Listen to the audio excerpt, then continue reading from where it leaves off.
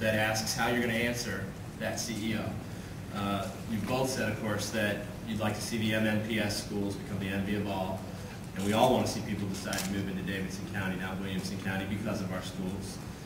And we often hear people claim schools are better in Williamson County, but it doesn't often go beyond that. So my question is, what do you think are the 2 or 3 most important indicators of success in schools that you've used to encourage people to make the decision to locate here?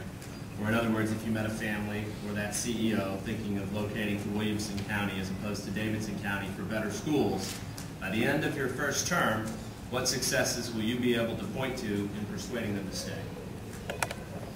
Well, first of all, I want to use my contacts that I've made in the past at the state and national level in order to secure more funds for our educational system. I was co-chair of the Education Caucus in the U.S. House of Representatives. I fought constantly for federal dollars for education. We also need to but work with the state legislature and the government for our fair share here in Nashville for our public schools. If we just got the state average per pupil expenditure, that would be $40 million plus that we're not getting now.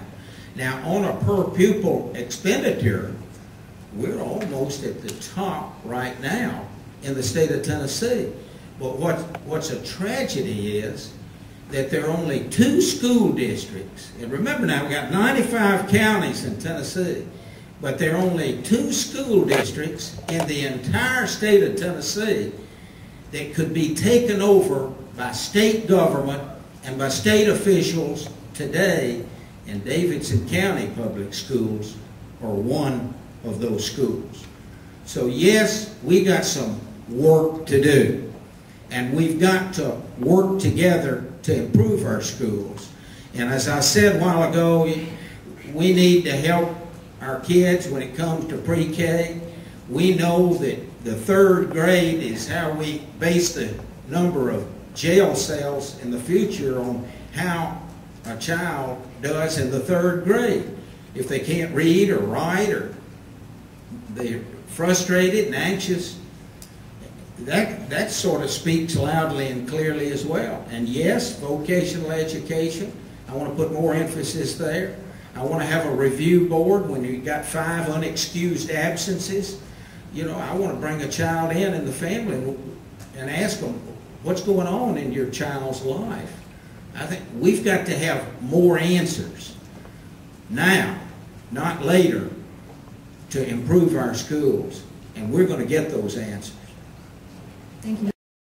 Regarding how would I judge success in schools after 4 years, I mean, to me, I would really like to be judged as mayor based upon what happens with the dropout rates. And I will accept that accountability. I think we need to work, again, as I said, almost immediately to identify the reasons for high dropout rates and work to reduce them. And if that requires innovations in areas where the dropout rates are the highest, if that requires flexible school hours, if that requires looking at the possibility of charter schools there and a different attitude toward charter schools, then I'll do that.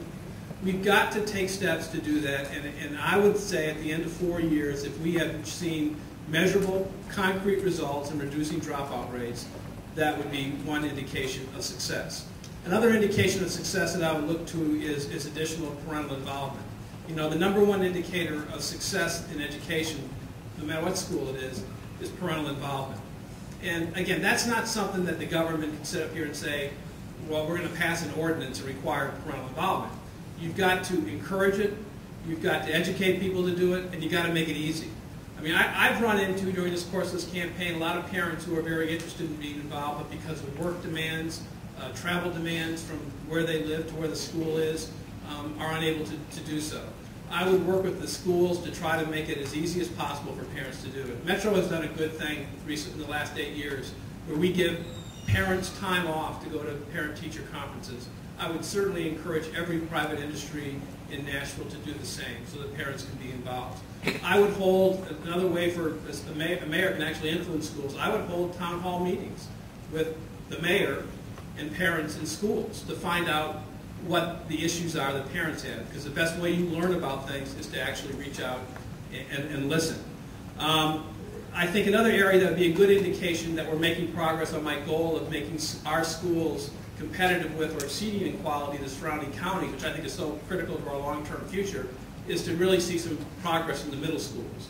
Additional math specialists there and other things will be key, and I will be looking to see how the schools do that.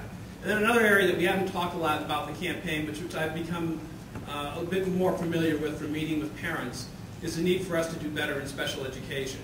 I've had the opportunity, been lucky to have the opportunity to meet with several groups of parents on special education issues, and I am just convinced that we're not doing enough, that we don't have, that families actually are leaving the county for special ed reasons to live in other counties, which when you think of the riches of Nashville with TSU, with Vanderbilt, and Peabody, and Belmont, and Lipscomb, and all the resources we have here, we should be one of the great educational centers for special education, and we should be doing much better there. And I would look after 4 years to see how we're doing there too. Thank you.